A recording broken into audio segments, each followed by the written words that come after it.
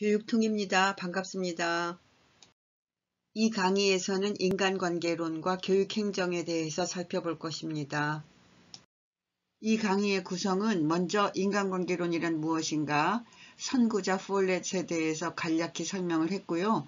그 다음에 가장 비중을 많이 차지하는 호손 연구, 연구에서 실행된 몇 가지 실험을 소개했습니다. 그리고 호손 연구에서 드러난 비공식 조직이라는 개념, 성격을 다루었습니다. 후반에 가서는 인간관계론과 교육행정, 대표적으로 듀이를 살펴보았습니다. 그리고 종합적으로 기여와 비판, 크게 이렇게 구성을 해봤습니다. 인간관계론은 1930년대에서 50년대에 힘을 얻었던 이론인데요. 과학적 관리론을 비판하면서 등장하였습니다.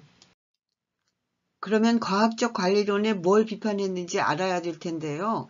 테일러의 과학적 관리론은 다른 강의에서 따로 다루었잖아요. 그렇다고 여기서 안 하고 넘어갈 수도 없고요. 그래서 간단하게 필요한 만큼만 설명해 보겠습니다. 여기 글씨가 좀 작죠? 과학적 관리론에서 다 했던 거니까요. 그냥 들으시기만 하면 될 것 같습니다. 과학적 관리론에 나타난 인간, 동기에 대한 생각을 보면 인간을 기계처럼 생각했다. 노동자들은 경제적 요인에 의해서 과업 동기가 유발된다고 봤다. 감독이 필요하다는 입장이다. 기여와 비판을 보면 과학적 분석을 통해서 작업의 최대 효율성을 추구하였다. 과학화와 능률화에 기여하였다. 여기까지는 기여죠. 그런데 동기 요인으로 경제적 요인을 지나치게 강조했다. 인간의 자율성, 개성을 무시하고 지시 감독에 의해 움직이는 존재로 보았다. 여기까지가 과학적 관리론이고요. 그러면 뭘 비판했냐면 인간관계론은 과학적 관리론이 인간의 사회적, 정서적, 심리적 측면을 무시하면서 비인간화를 가져왔다고 비판하면서 등장했습니다. 과학적 관리론은 합리적, 경제적 인간관인데 반해서요. 인간관계론은 사회적인 인간을 강조합니다. 인간관계론에서는 대표적으로 호손 연구를 주로 다루는데요. 인간관계론의 선구자는 메리 파커 폴렛입니다. 자료를 좀 찾아봤더니요. 경영 컨설턴트, 철학자, 조직이론 분야의 선구자 등으로 나와 있네요. 행정의 사회심리적인 측면을 다룬 최초의 학자이며 조직 원리의 역동적 감정, 창의적 민주정신을 도입하였고 개인과 사회적 작업 집단의 조화, 협력을 강조하였습니다. 그래서 폴렛의 사상적 기초는 호손 실험의 계기가 되었고요. 여기에서 알아둬야 될 용어들은 사회심리적 측면, 역동적 감정, 또 뭐 있나요? 조화, 협력 같은 용어들이에요. 앞으로 계속 나오게 될 거거든요. 인간관계론의 대표적인 연구로서는요. 호손 연구를 드는데요. 지금부터 호손 연구를 살펴보겠습니다. 호손 연구에 대해서 잠깐 개관을 해보면요. 방금 얘기했듯이 호손 연구는 인간관계론의 대표적인 연구고요. 전화기를 만드는 웨스턴 일렉트릭의 호손 공장에서요. 1924년에서 32년에 걸쳐 수행된 연구입니다. 홈페이지에 한번 들어가 봤는데요. 현재는 음향 관련 기기를 생산하는 회사인 것 같습니다. 주로 인용되는 메이요하고 레슬리스버거 그리고 그의 동료들은요. 1927년부터 연구와 실험에 참여했고요.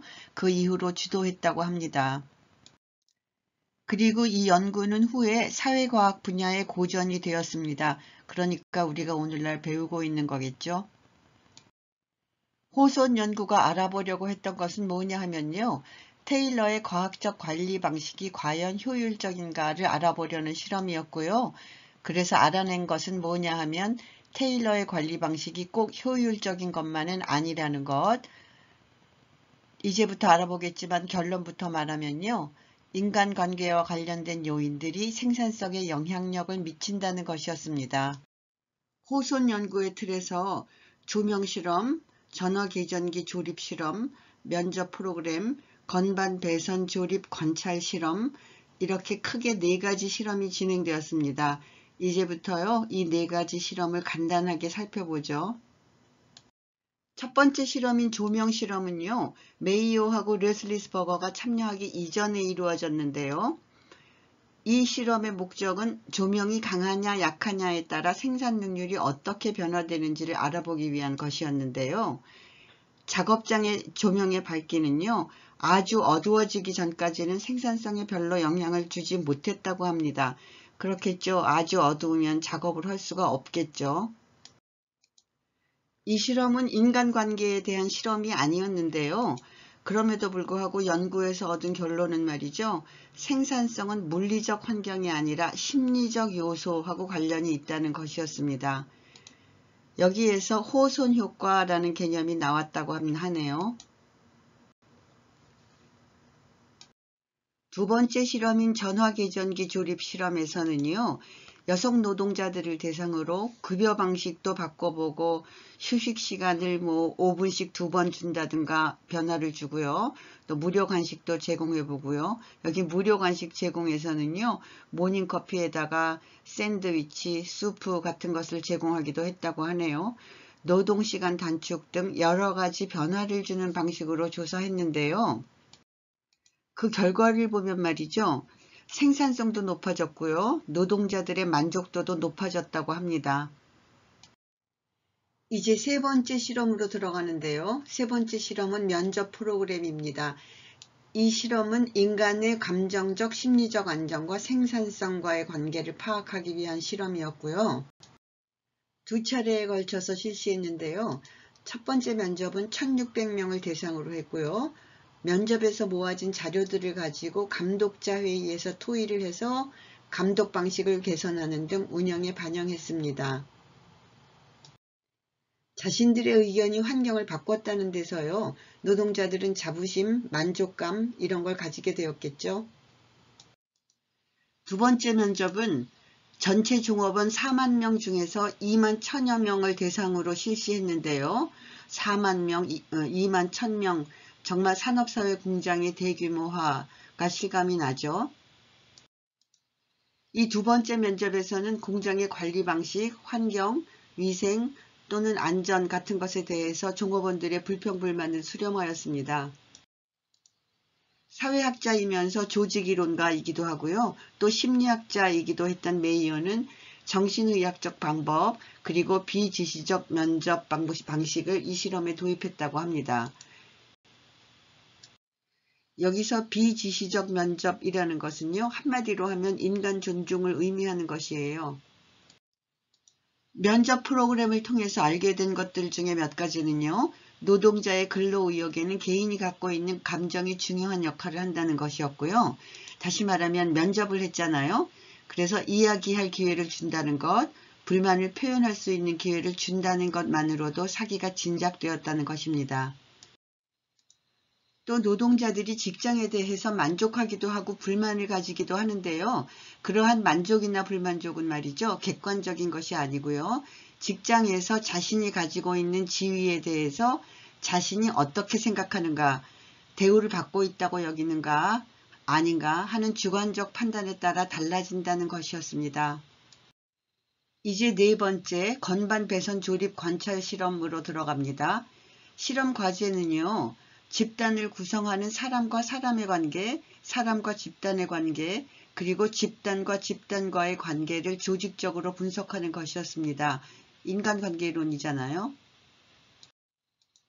이 실험에서는 배선공 9명, 용접공 3명, 검사공 2명, 이렇게 배선 작업을 하는 남자 공원 14명을 선발해서요. 작업 행동을 관찰했습니다. 임금과 관련해서는 작업원의 임금은 기본적으로 보장하되 일일 생산량보다 더 많이 생산한 작업원은 보상을 받을 수 있도록 했고요. 팀도 정해진 생산량을 총화하면 마찬가지로 보상을 받을 수 있게 했답니다. 일종의 능률급을 지급하도록 한 것이죠. 많이 생산하면 개인도 그렇고 팀도 그렇고 더 보상을 받을 수 있으니까요. 생산량이 늘어날 것이라고 기대했겠죠. 물론 노동자가 경제적 요인으로 동기유발이 된다면 말이죠. 그런데 기대와는 달리 생산성은 증대되지 않았다는 것입니다. 왜 이런 일이 일어났나 관찰해 보니까요. 노동자들이 공적 조직의 공식 지시, 공적 규범을 따르는 것이 아니라요, 자신이 속한 비공식 집단의 규범을 따른다는 것이었습니다. 건반 배선 조립 관찰 실험, 이름도 진짜 길죠. 설명이 다 끝나지 않았는데요. 그렇지만 일단 이 실험의 성과를 먼저 얘기하겠습니다. 성과는 비공식 조직이라는 개념이 뚜렷이 드러났다는 것, 비공식 조직이 구성원들에게 큰 영향을 미친다는 것, 다시 말하면 비공식 조직의 중요성을 알게 되었다는 건데요. 갑자기 비공식 조직이라는 용어가 나왔죠. 비공식 조직은 좀 자세히 알아야 되는 거기 때문에요. 이제부터 비공식 조직 설명을 할 거고요. 지금 갑자기 끝난 것 같은 건반 배선 조립 관찰 실험 얘기가 다시 나오게 될 것입니다. 그러면 지금부터 비공식 조직이 뭔지 알아보겠습니다. 비공식 조직은 공식 조직이 있어야 비로소 존재하게 되는 것이고요. 또 공식 조직이랑 대비되는 것이니까요. 공식 조직이 뭔지 잠깐 알아보겠습니다. 오른쪽에 있는 이것은 교육부 조직도의 일부를 가져온 것인데요. 이처럼 공식 조직은 조직도로 표현될 수 있습니다. 특징을 몇 가지만 보면 전통적인 행정조직이라는 것, 그리고 인위적으로 만든 것이라는 것. 왜 인위적으로 조직했을까요? 조직의 효율성을 달성하기 위해서 그랬겠죠? 그리고 외면적, 가시적이라는 것이에요. 이것만 알면요, 비공식 조직이 이것과 다르다는 것은 이미 짐작할 수 있죠. 비공식 조직은 뭐냐? 이 그림에서 보듯이요, 비공식 조직은 공식 조직 안에 생겨납니다. 조직이라고 하면 대체로 규모가 있잖아요. 그래서 비공식 조직은 보통 여러 개가 있게 되겠죠. 이렇게 비공식 조직은요, 조직 내에서 나타나는 비공식적 사회구조인데 공식 조직보다 작다는 의미에서 집단, 비공식 집단이라고 부르기도 하죠. 또 공식 조직이 인위적 조직인데 비해서요, 비공식 조직 또는 집단은 구성원들 간의 소속감, 정서적 유대 같은 것에 의해서 형성되는 자연 발생적 집합체입니다. 구성원들의 욕구를 충족시키기 위해서 생겨난다. 어떤 욕구가 있을까요? 바로 앞에서 나왔던 소속감에 대한 욕구 같은 것도 필요하고요. 또 정서적 유대 이런 것도 충족시켜야지 되겠죠. 이에 덧붙여서 개인의 정체감과 자존감을 높여주기도 합니다. 또 직장에서 관리자가 독단적인 결정을 할 때 혼자서는 자신을 보호하기 어렵겠죠. 그래서 근로자들이 자신을 보호하기 위해서 비공식 조직을 이용하기도 합니다. 어떤 종류들이 있냐면요. 학연, 혈연, 지연, 동호회 같은 다양한 형태가 있죠. 연구에 따르면 말이죠. 노동자들이 일을 하기 위해서 어느 한 장소에 모이잖아요. 작업장이겠죠. 그러면 그 순간부터 비공식적인 상호작용 유형이 시작된다고 합니다. 그들 간의 우정도 싹트고요. 그렇게 하면서 뚜렷이 구분되는 집단들이 형성되는 거죠. 다른 말로 하면 끼리끼리 모인다고 해도 되겠습니다. 이렇게 끼리끼리 모여서 집단이 형성되면 집단 안에는 비공식 규범이 생겨납니다. 공식 규범하고 다른 거죠. 공식 규범이 아닌. 이렇게 생겨난 비공식 조직 또는 집단의 규범, 기준 같은 것들은요. 구성원들의 행동을 통제하기도 하고 통합해주기도 합니다. 다른 말로 하면 말이죠. 구성원은 비공식 집단의 영향을 받는다는 거예요.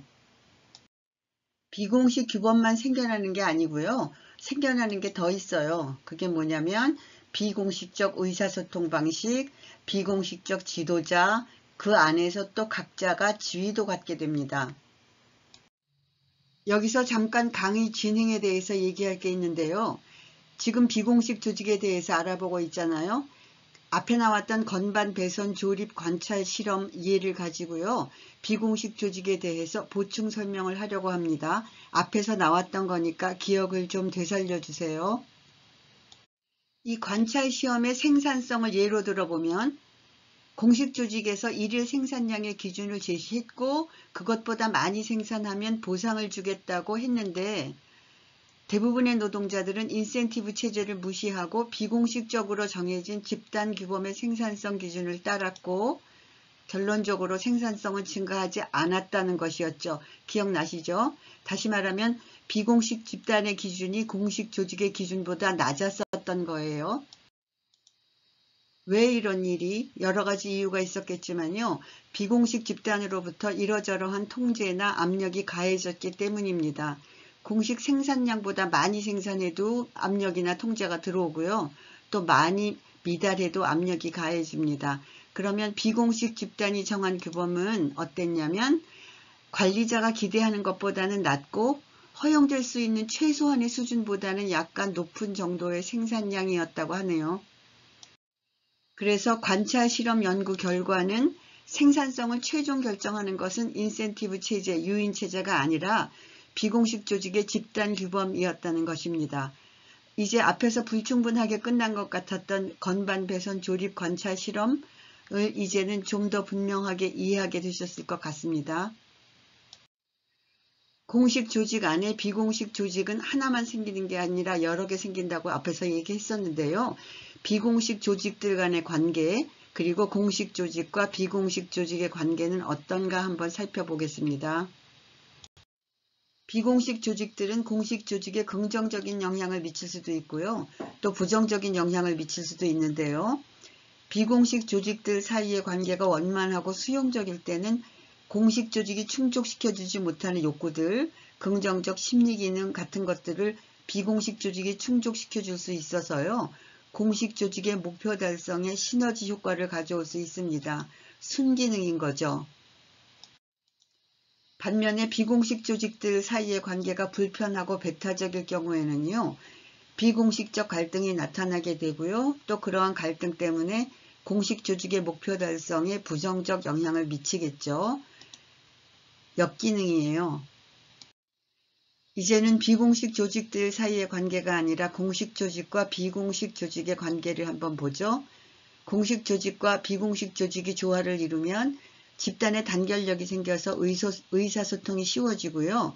그렇지 않은 경우에는 의사소통이 비공식 조직의 의사소통 때문에 차단되거나 왜곡되기도 하는 등 혼란이 일어날 수 있습니다. 조직의 구조와의 관계를 보면 의사결정을 하거나 또는 구성원의 행동을 통제하는 데에는 말이죠. 공식 조직의 힘도 영향을 미치고 또 비공식 조직의 힘도 영향을 미치는데요. 이때 공식 조직의 힘이 강하게 작용하냐 아니면 비공식 조직의 힘이 더 강하게 작용하느냐, 마찬가지로 공식 조직과 비공식 조직의 관계가 어떠냐에 따라서 조직의 구조는 달라지게 됩니다. 다시 말하면 순기능을 고려해서 공식 조직과 비공식 조직의 조화를 이루어야 된다는 것이겠죠. 이 강의는 교육행정 강의죠. 지금까지 인간관계론이 뭐냐, 호손연구가 뭐냐, 비공식 집단이 뭐냐 이렇게 얘기한 것도요. 인간관계론과 교육행정 때문에 한 것이고요. 그래서 이제부터는 인간관계론과 교육행정에 대해서 살펴보겠습니다. 인간관계론과 교육행정에 관련해서는요. 대표로 듀이를 살펴보겠습니다. 듀이가 나오면 잠깐이라도 언급해야 되는 것이 있죠. 프래그마티즘, 실용주의의 창시자들 중 한 명이라는 것과 펄스 듀이, 20세기 전반 미국의 교육사조에서 등장하는 진보주의의 대표자이고요. 아동중심 교육사상을 대표했죠. 이 그림은요. 강의 20세기 전반 교육사조에서 가져온 것인데요. 또 듀이가 20세기 미국 교육사상에 심오한 영향을 미쳤다는 것은 말할 것도 없고요. 그래서 교육학 여기저기서 듀이가 등장합니다. 그러면 이제 듀이와 인간관계론으로 들어가 보겠습니다.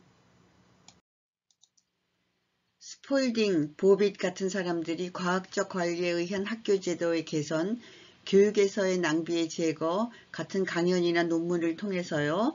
과학적 관리론을 교육행정에 도입해야 한다고 주장하던 시기였죠. 또 받아들이기도 했고요. 이 이야기는 강의 테일러의 과학적 관리론과 교육행정에서 다루었습니다. 바로 이런 과학적 관리론의 시대에 듀이는 1916년에 내놓은 민주주의와 교육에서 당시 과학적 관리법을 교육행정, 학교행정에 도입해서는 안 된다고 강력하게 주장하면서요. 민주적 교육행정을 가장 일찍이 제창한 사람입니다. 민주주의, 교육, 이 두 단어가 이미 우리가 다루려는 내용을 다 드러내고 있는데요. 한번 볼까요?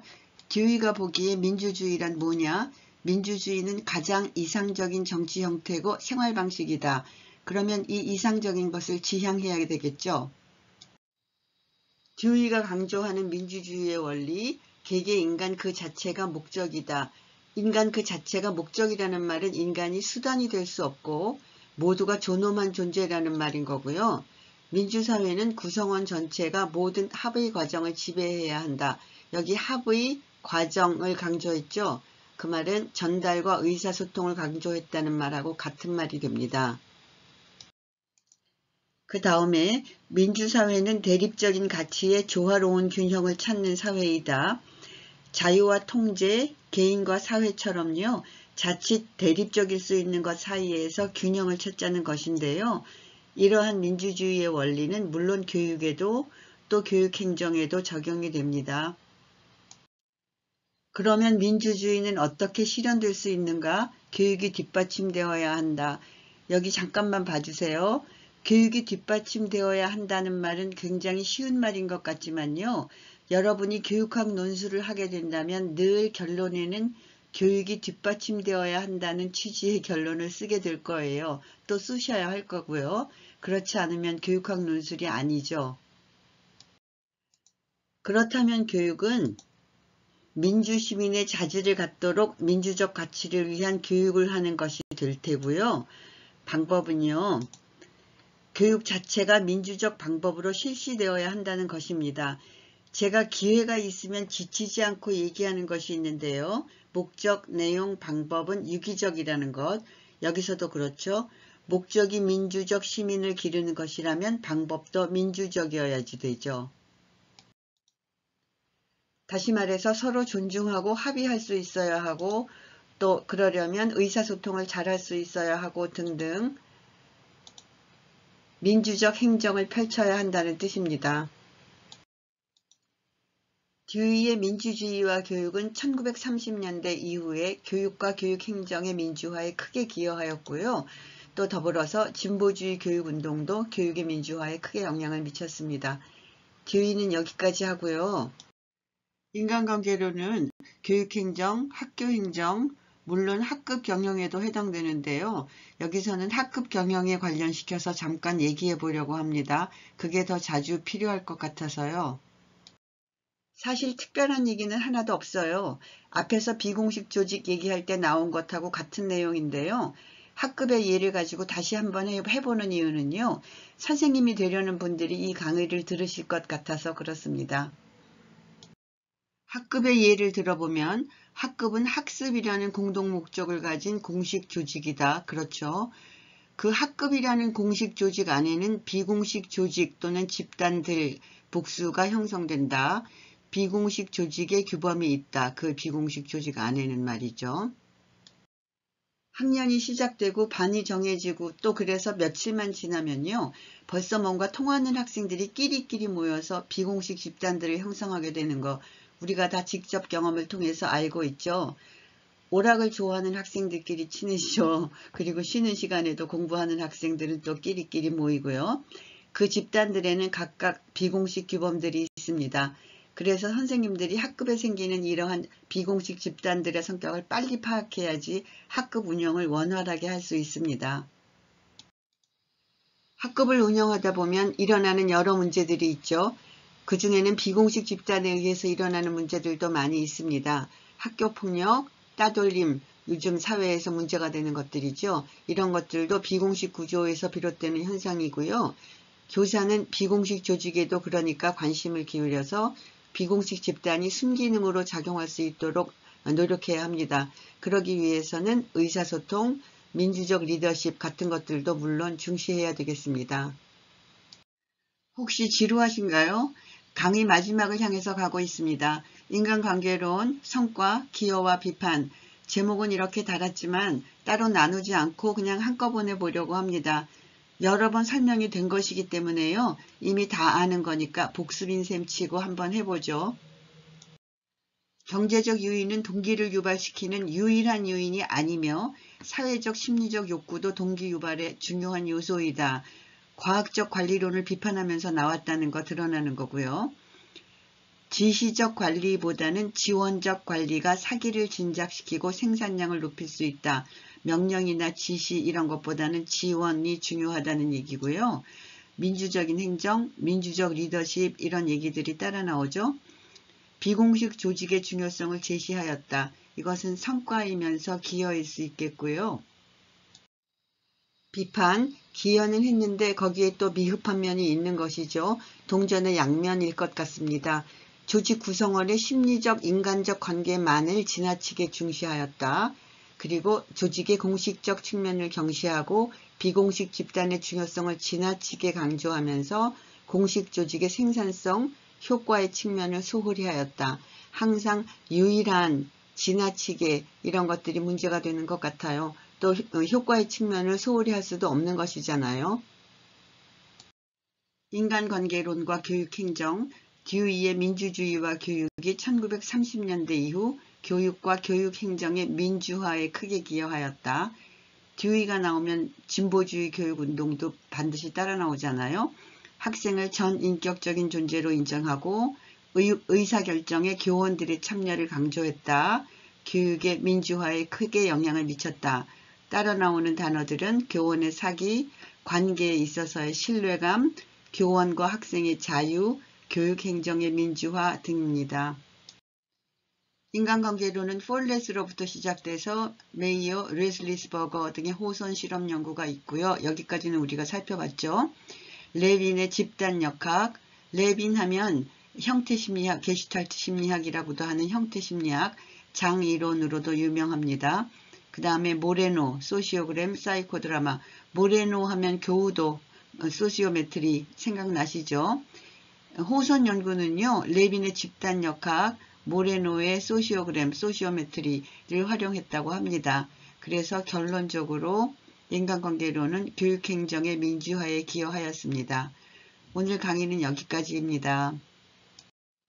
이 강의를 만들기 위해서 김달효의 교육행정 및 교육경영, 박남기 외 초등학급 경영의 이론과 실제, 신현석 외 교육행정 및 교육경영, 유기현 인간관계론, 조남두 외 인간관계론, 조용태 교육철학의 탐구, 주삼한 외 교육행정 및 교육경영 등을 참고했습니다. 도움이 되면 좋겠습니다. 감사합니다.